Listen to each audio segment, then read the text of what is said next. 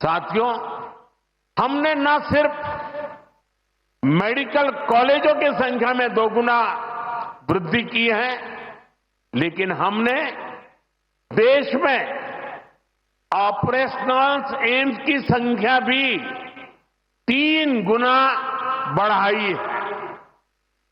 देश में medical seats भी दोगुनी हुई है।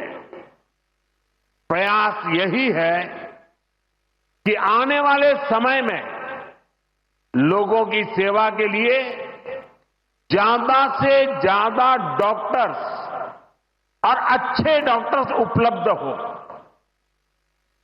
एक बहुत बड़ा साहसिक निर्णय हमने किया। आजादी के बाद पहली बार हुआ,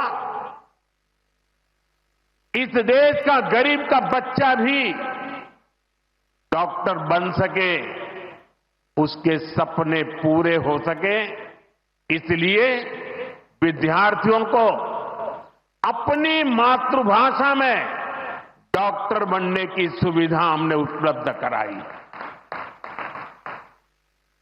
आधुनिक चिकित्सा विज्ञान से जुड़े इन प्रयासों के साथ ही देश अपने पारंपरिक ज्ञान को भी आगे बढ़ा रहा है।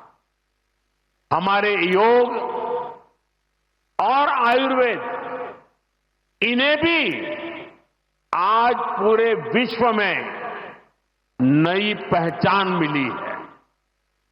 भारत का सम्मान बढ़ रहा है। साथियों, किसी भी राष्ट्र का अस्तित्व पीढ़ी दर पीढ़ी उसकी संस्कृति के विस्तार, उस राष्ट्र की चेतना के विस्तार पर निर्भर करता है। हम अपने देश का इतिहास देखें तो सैकड़ों वर्षों की गुलामी, इतने आक्रमण, भारत की सामाजिक संरचना को मिटाने की इतनी क्रूर कोशिशें, लेकिन भारत की चेतना कभी समाप्त नहीं हुई। उसकी लौ जलती रही। ये कैसे हुआ? क्योंकि कठिन से कठिन दौर में भी भारत में इस चेतना को जागरूक रखने वाले नए नए सामाजिक आंदोलन होते रहे। भक्ति आंदोलन, उसका ये उदाहरण जिससे हम सब भली भांति परिचित हैं। मध्यकाल के उस कठिन कालखंड में हमारे संतों ने भक्ति के विचारों से हमारी राष्ट्रीय चेतना को नई ऊर्जा दी।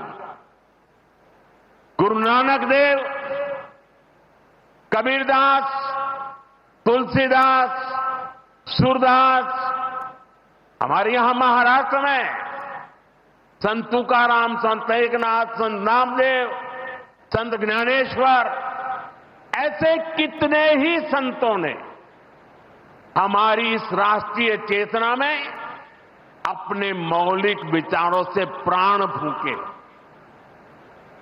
इन आंदोलनों ने भेदभाव के फंदों को तोड़कर समाज को एकता के सूत्र में जोड़ा। इसी तरह स्वामी विवेकानंद जैसे महान संत भी हुए। उन्होंने निराशा में डूब रहे समाज को झकझोरा,